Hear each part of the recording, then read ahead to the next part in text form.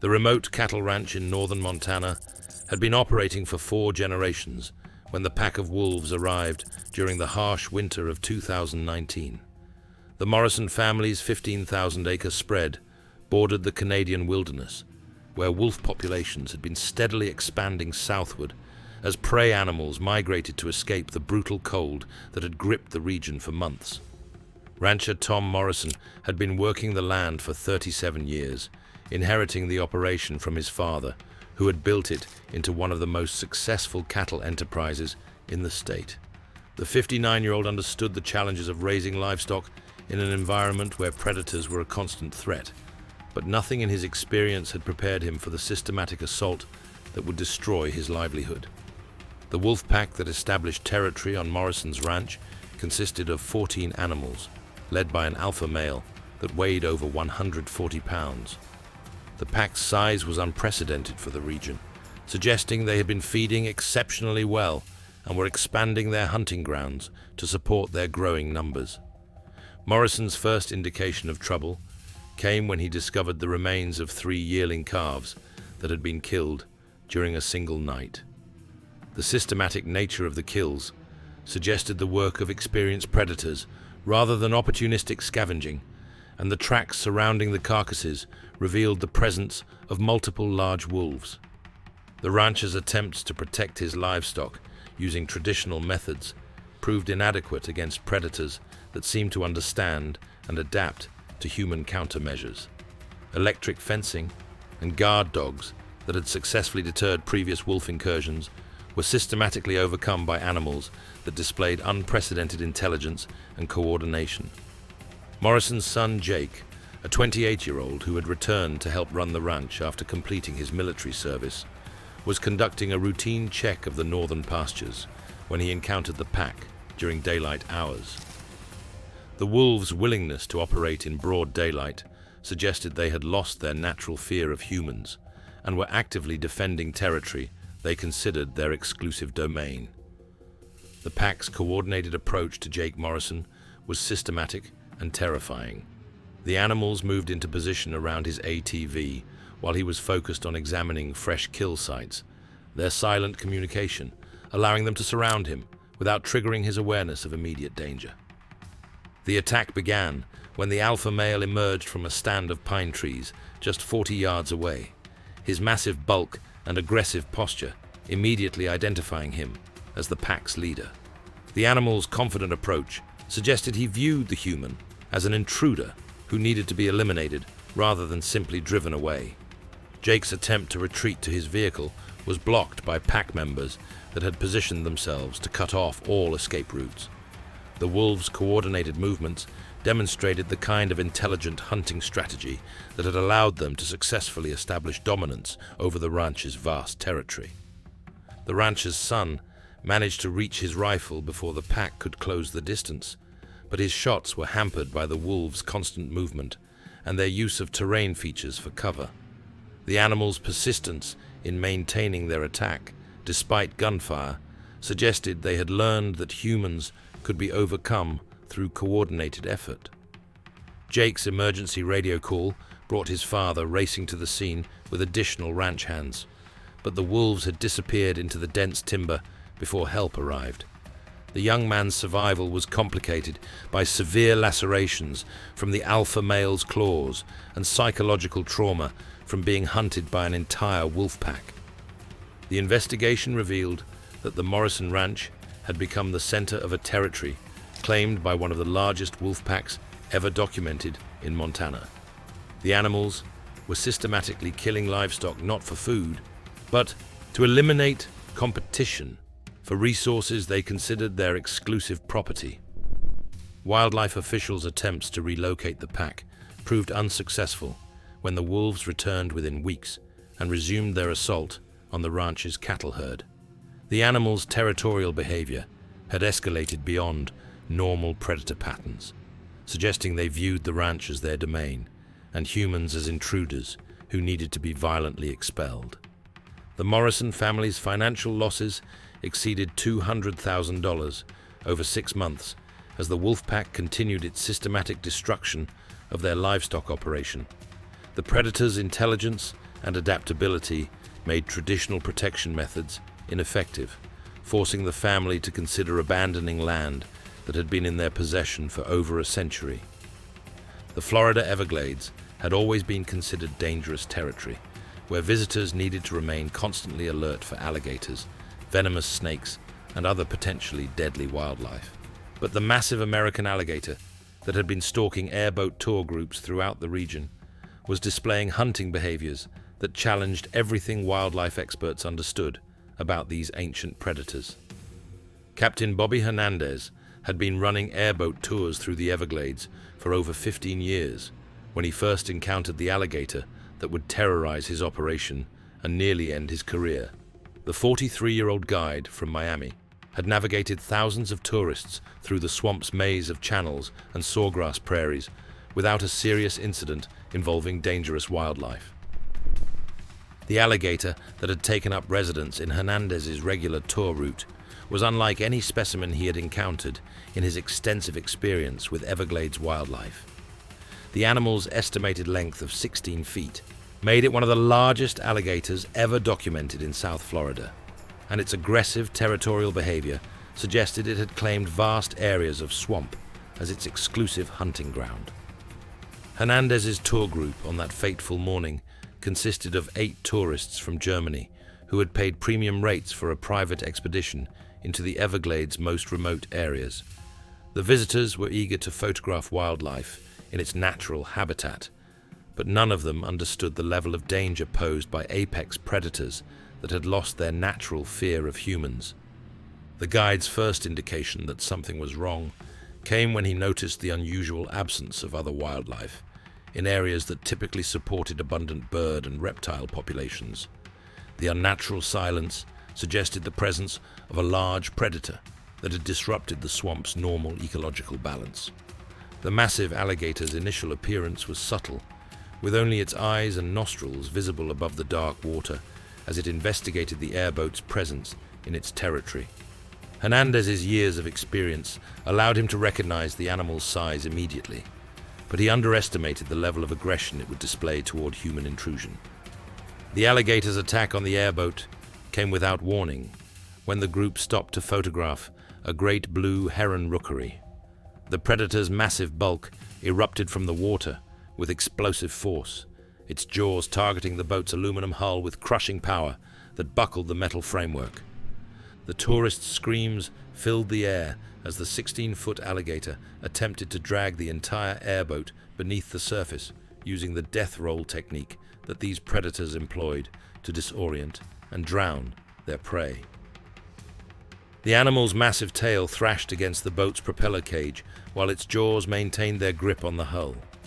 Hernandez's attempt to escape the alligator's assault by increasing engine power only seemed to enrage the predator further. The animal's territorial aggression had escalated beyond normal defensive behavior, suggesting it viewed the airboat and its occupants as competitors that needed to be eliminated from its domain. Tourist Greta Mueller's position near the boat's edge made her vulnerable when the alligator released its grip on the hull and redirected its attack toward the humans aboard. The 62-year-old retiree from Munich had no experience with dangerous wildlife and froze when confronted with a predator that could easily kill her with a single bite. The alligator's massive jaws closed around Muller's leg as she attempted to move away from the boat's edge, the crushing force designed to disable prey while positioning it for the drowning process that would complete the kill. The woman's screams echoed across the swamp as the predator began the death roll that would drag her into the dark water. Hernandez's desperate intervention using a boat hook saved Mueller's life, but resulted in the alligator redirecting its attack toward him. The guide's years of experience with dangerous wildlife had not prepared him for fighting a 16-foot alligator that seemed determined to kill every human who had invaded its territory. The predator's assault on Hernandez was systematic and terrifying. The alligator's massive jaws targeted his torso, while its powerful tail struck the airboat with enough force to crack the fiberglass deck. The guide's survival depended on his ability to avoid the crushing bite that would end his life instantly. The alligator's eventual retreat came only after it had established dominance over the human intruders and demonstrated that the swamp belonged to predators rather than tourists. Muller's survival was complicated by severe leg injuries that required immediate helicopter evacuation to Miami's trauma center. The investigation revealed that the massive alligator had been involved in multiple aggressive encounters with tour boats throughout the Everglades. The animal's behavior suggested it had learned to view human presence as an unacceptable intrusion that required violent response rather than simple avoidance. Wildlife officials' attempts to capture the alligator proved unsuccessful when the animal demonstrated intelligence and wariness that exceeded anything previously documented in American alligator behavior. The predator had apparently learned to associate humans with danger while maintaining its territorial aggression toward anyone who entered its domain. The incident forced tour operators throughout South Florida to reassess the safety of their operations in areas where large alligators had established territorial dominance. Traditional safety measures, based on maintaining distance and avoiding aggressive behavior, were proving inadequate against predators that actively hunted humans who entered their territory. The research vessel Northern Explorer had been conducting marine biology studies in the Bering Sea for 3 months when the crew encountered the orca pod that would terrorize their operations and nearly destroy their ship. The 120-foot vessel was equipped with state-of-the-art research equipment and staffed by marine biologists from the University of Alaska, who were studying the effects of climate change on Arctic marine ecosystems. Dr. Patricia Chen, the expedition's lead researcher, had been studying orca behavior throughout the North Pacific for over 12 years. The 45-year-old marine biologist from Seattle understood killer whale social structures and hunting strategies well enough to recognize when their behavior shifted from curiosity to something more dangerous. The orca pod that began stalking the Northern Explorer consisted of 12 animals, led by a massive bull that measured over 30 feet in length. The pod's size and coordination suggested they were apex predators operating at the top of the marine food chain, capable of taking down prey much larger than the research vessel. Chen's first indication that the orcas were displaying unusual behavior came when the pod began following the ship's movements, rather than continuing their normal hunting patterns. Killer whales typically showed brief curiosity toward human vessels before moving on to more productive feeding areas, but this pod seemed to be actively tracking the research ship. The orca's systematic investigation of the Northern Explorer continued for over 6 hours, during which they tested the vessel's hull integrity and studied the crew's activities with obvious intelligence. The animal's behavior suggested they were evaluating the ship as potential prey rather than simply investigating an unfamiliar object. Graduate student Mark Rodriguez was deploying research equipment over the ship's stern when the orcas made their first aggressive move toward the vessel. The 26-year-old researcher from California had extensive experience with marine mammals, but had never encountered killer whales that displayed such obvious hostile intent. The pod's coordinated attack on the research equipment was systematic and devastating. The orcas used their massive bulk and intelligence to destroy expensive instruments while demonstrating their ability to interfere with human operations whenever they chose to do so. Rodriguez's attempt to retrieve the damaged equipment brought him into direct contact with the pod's alpha male, whose massive head rose from the water just yards from where the student worked at the ship's rail. The orca's size and aggressive posture immediately identified it as the pod's leader and primary threat. The killer whale's investigation of Rodriguez was methodical and terrifying.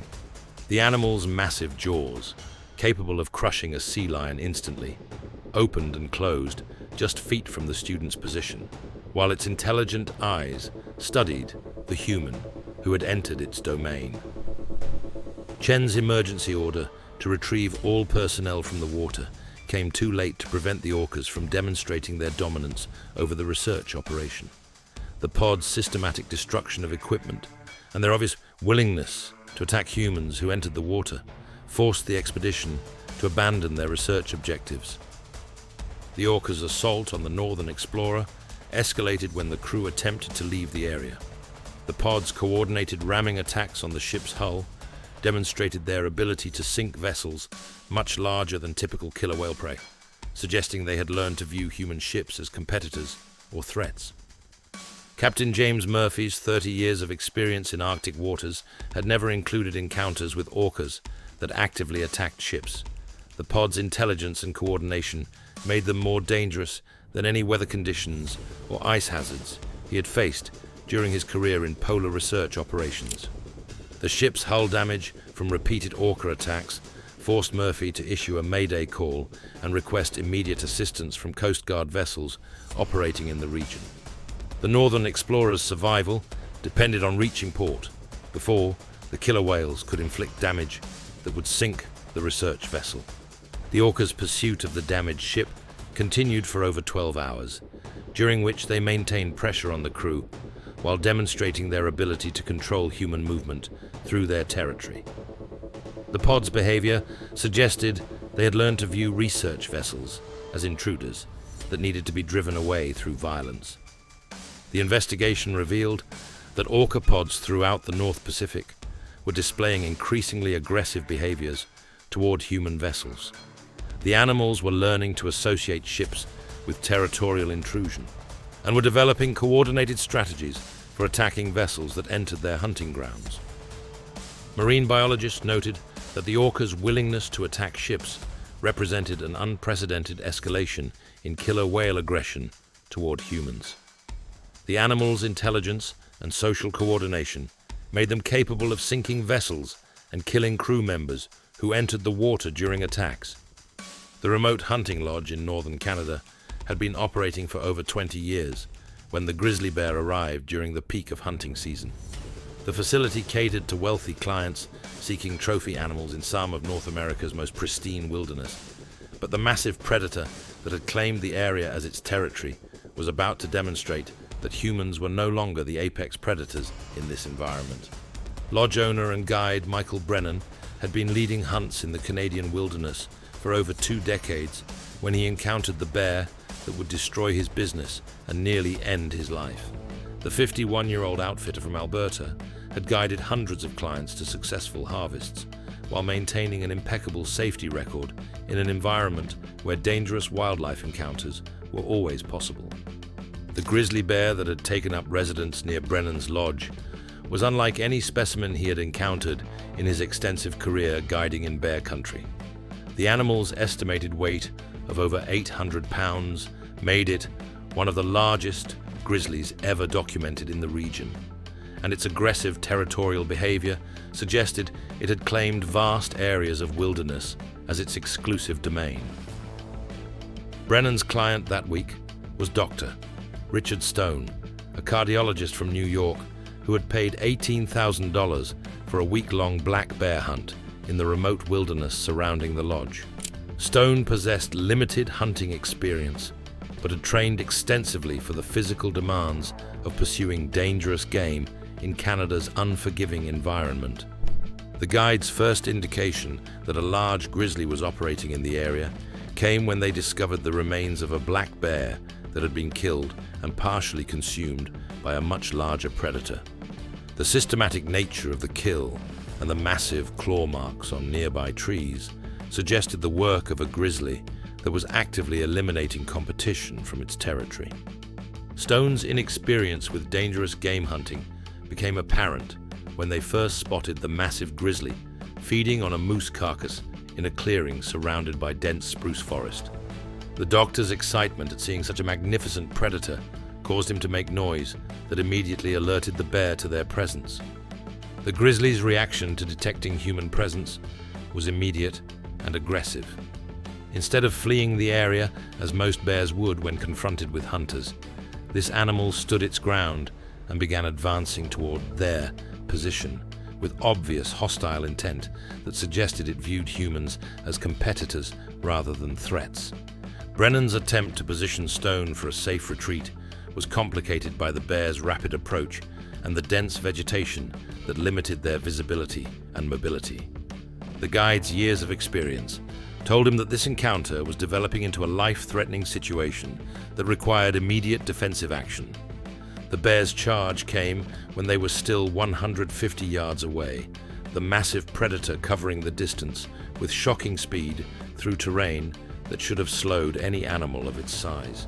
Brennan's attempt to stop the charge with his .375 H&H rifle struck the bear in the shoulder, but failed to deter an animal that seemed impervious to wounds that would have dropped smaller predators. Stone's panic when faced with a charging grizzly caused him to fire wildly rather than taking aimed shots that might have contributed to stopping the bear's assault.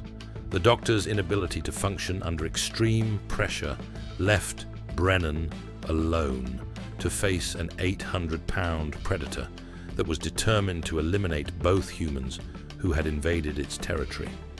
The guide's second shot struck the bear in the chest, but only seemed to increase its rage as it closed the final yards between them. Brennan's attempt to work the bolt action of his rifle was interrupted when the bear's massive paw struck him with enough force to break ribs and send his weapon flying into the dense undergrowth. The grizzly's assault on Brennan was systematic and devastating. The animal's massive claws and teeth inflicted injuries designed to disable rather than kill immediately, suggesting it intended to establish dominance over the human intruders before determining their ultimate fate. Stone's belated attempt to help his guide came too late to prevent the bear from establishing complete control over both humans. The doctor's inexperience with his rifle made his shots ineffective against a predator that had already demonstrated its ability to absorb multiple rounds without being deterred from its attack. The bear's eventual retreat came only after it had thoroughly mauled Brennan and established that the humans posed no further threat to its territorial dominance.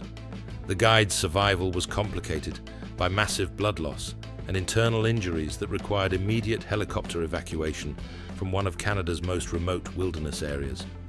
Brennan's recovery required months of surgery and rehabilitation, but his injuries ended his career as a hunting guide in an environment where physical capability and quick reflexes were essential for survival. The incident forced him to close his lodge and abandon a business that had been his life's work.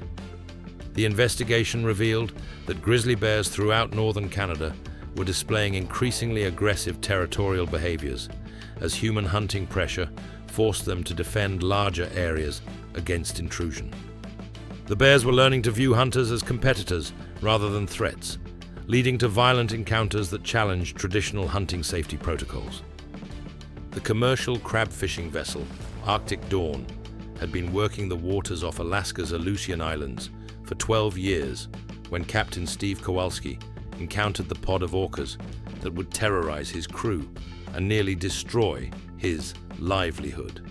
The 95-foot vessel was equipped for extended fishing operations in some of the world's most dangerous waters, where crew members faced constant threats from extreme weather and treacherous sea conditions.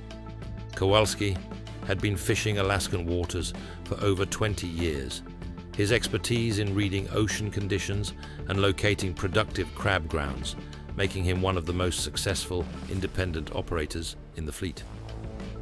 The 48-year-old captain from Seattle understood the challenges of working in an environment where killer whales were a constant presence, but he had never encountered orcas that displayed such obvious hostility toward human operations. The pod that began stalking the Arctic Dawn consisted of 15 killer whales, led by a massive bull that measured over 32 feet in length. The pod's size and coordination suggested they were apex predators, operating at the peak of their hunting efficiency, capable of taking down prey much larger than the fishing vessel. Kowalski's first indication that the orcas were displaying unusual behavior came when the pod began interfering with his crab fishing operations, rather than simply investigating his vessel. Killer whales typically showed brief curiosity toward fishing boats before moving on to more productive hunting areas. But this pod seemed determined to disrupt human activities in their territory. The orcas' systematic destruction of the Arctic Dawn's crab pots was methodical and costly.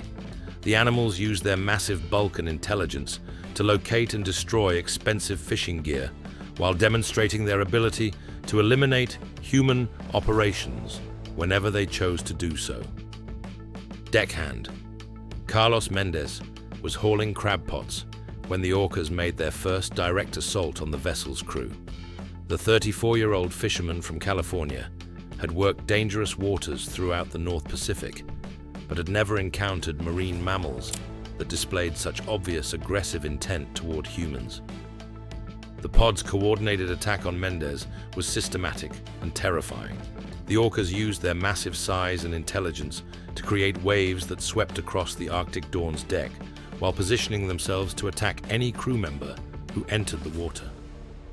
Mendez's fall overboard during the Orcas' assault placed him in immediate danger from predators that had already demonstrated their willingness to attack human operations.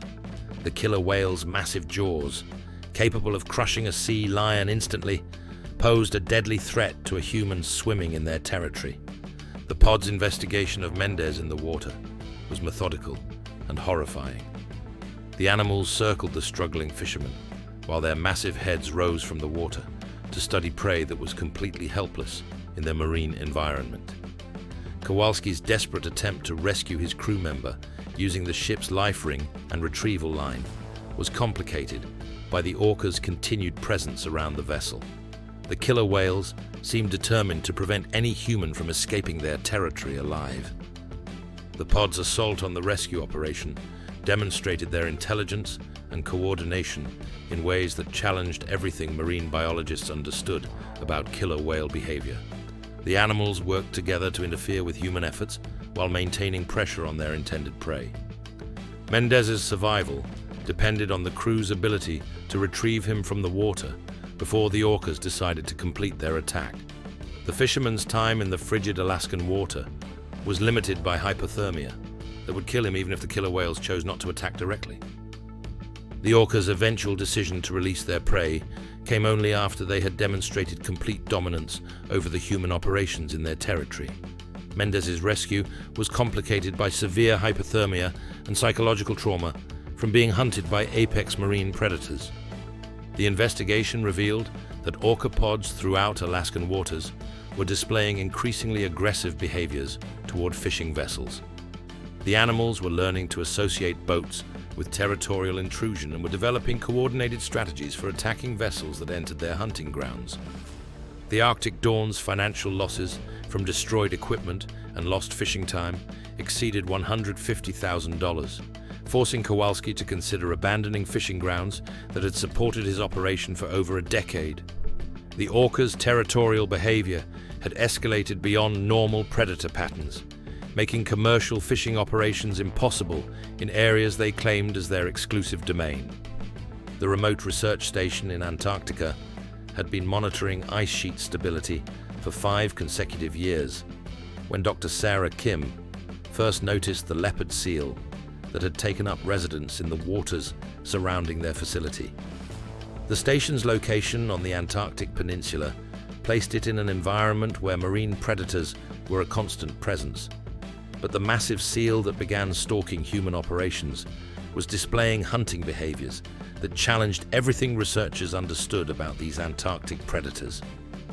Kim had been studying Antarctic marine ecosystems for over 8 years, her expertise in polar marine biology making her invaluable to climate research operations in one of Earth's most extreme environments.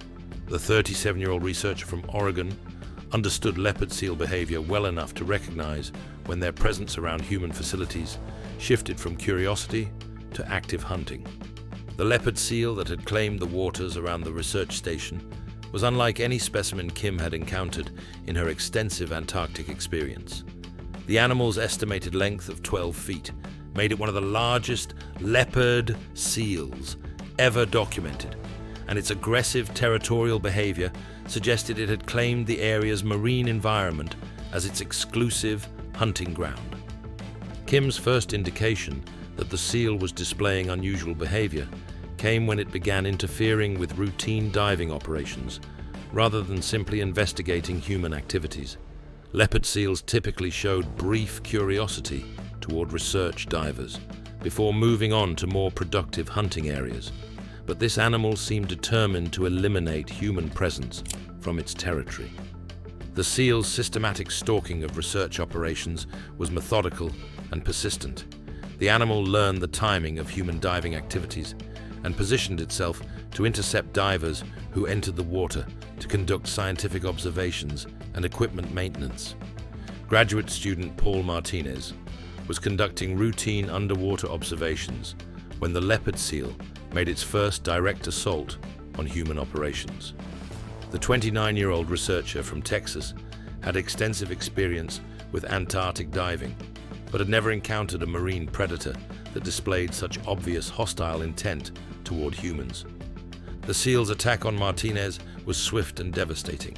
The animal's massive jaws, designed to kill penguins and other seals instantly, closed around the diver's leg, while its powerful flippers positioned it for the shaking motion that these predators used to kill their prey. Martinez's survival training had included scenarios involving leopard seal encounters, but nothing had prepared him for fighting off a 12-foot predator that was actively trying to kill him.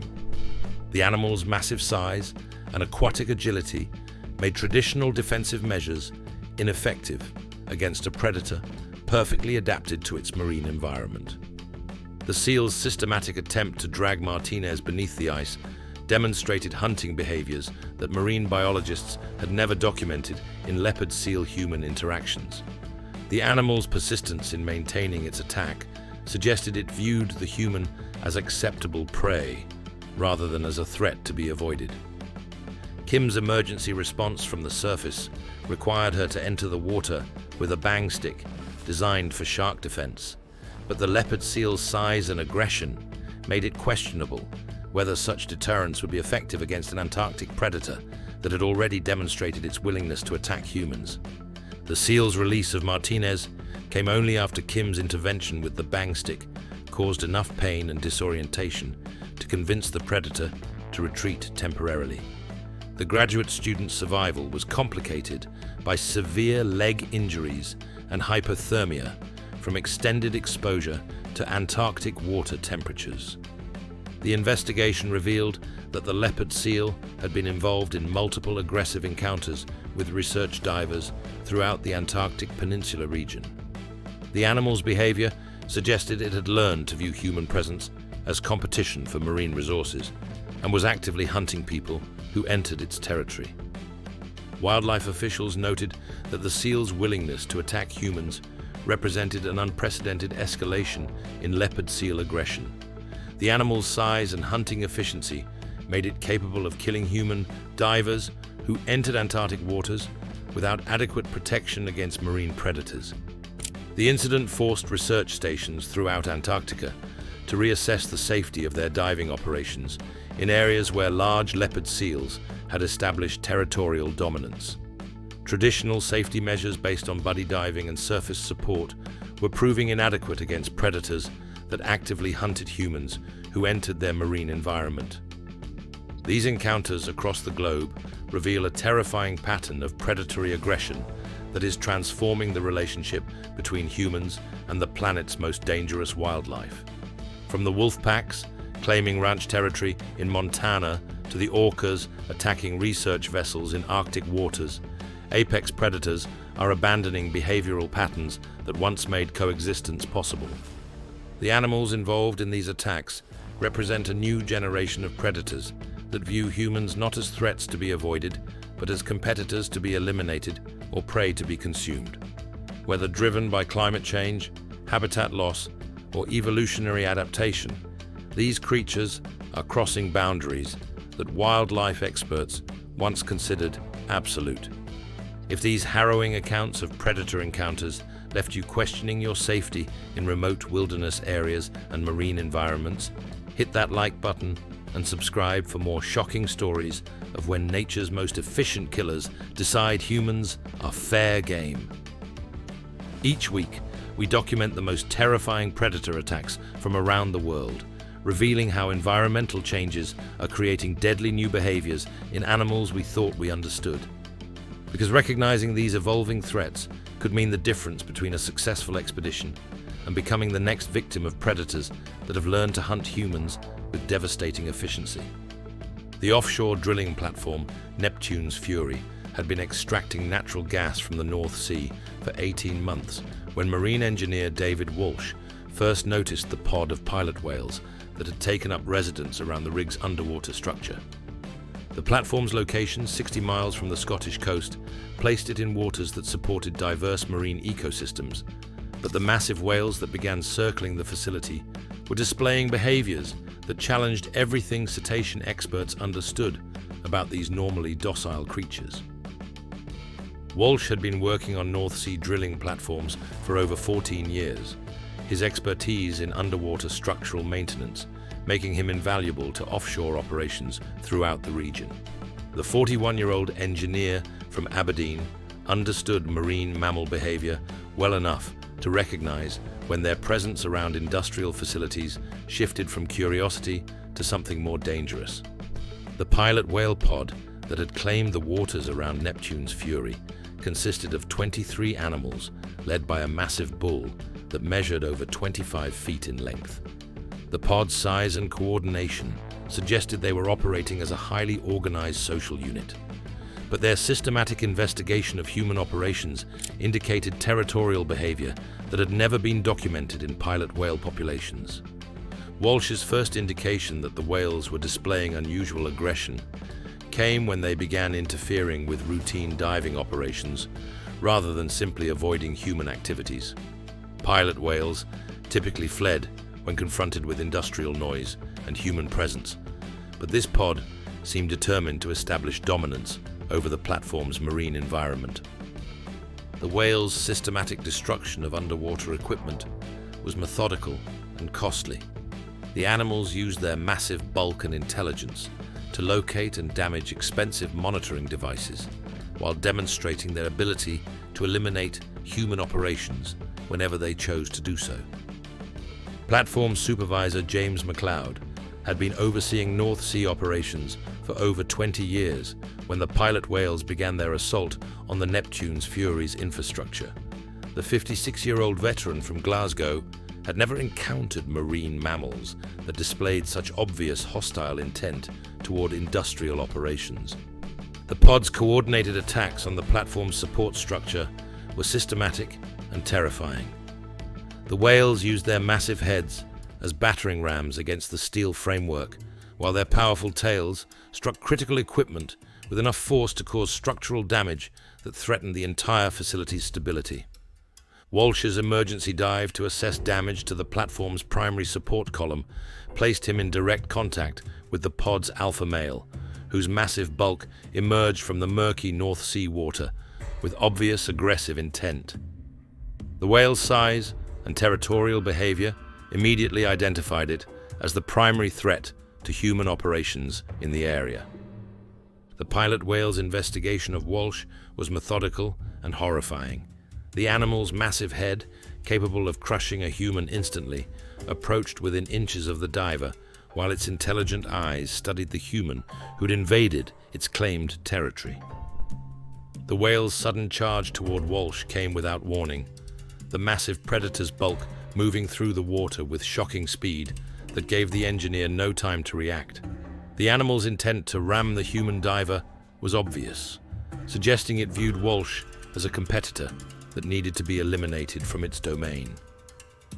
Walsh's emergency ascent to avoid the whale's assault was complicated by decompression requirements that made rapid surfacing potentially fatal.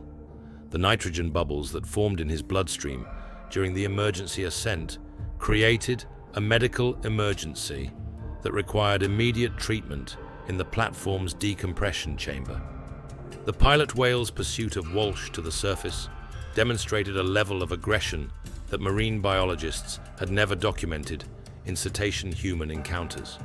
The massive animal's head broke the water just yards from where the engineer struggled to reach the platform's diving ladder, its dark eyes fixed on prey that had escaped its initial attack. McLeod's emergency response brought additional crew members to assist with Walsh's rescue, but the pilot whale's continued presence around the platform made diving operations impossible. The pod's territorial behavior had escalated beyond normal marine mammal patterns, suggesting they viewed the industrial facility as an unacceptable intrusion into their domain. The whale's systematic assault on the Neptune's Fury continued for over 8 hours, during which they inflicted damage that forced the platform to suspend operations indefinitely. The animal's intelligence and coordination made them capable of destroying equipment and threatening human lives in ways that challenged traditional offshore safety protocols. Walsh's survival was complicated by severe decompression sickness that left him permanently disabled and unable to continue his career in underwater operations. The pilot whale's territorial aggression had transformed a routine maintenance dive into a life-threatening encounter that demonstrated the growing boldness of marine predators. The investigation revealed that pilot whale pods throughout the North Sea were displaying increasingly aggressive behaviors toward offshore drilling operations. The animals were learning to associate industrial platforms with territorial intrusion and were developing coordinated strategies for attacking facilities that entered their claimed waters. Marine biologists noted that the whale's willingness to attack industrial infrastructure represented an unprecedented escalation in cetacean aggression toward human operations. The animal's size and social coordination made them capable of destroying offshore facilities and killing workers who entered the water during their territorial displays. The Neptune's Fury's financial losses from damaged equipment and lost production time exceeded $2.3 million, forcing the operating company to consider abandoning drilling operations in areas where pilot whale pods had established territorial dominance. The whale's behavior had escalated beyond normal marine mammal patterns, making offshore industrial operations impossible in waters they claimed as their exclusive domain. The survivors of these encounters discovered that the natural world operates by ancient laws that recognize no human authority, leaving behind those who learned too late that we share this planet with creatures perfectly designed to kill.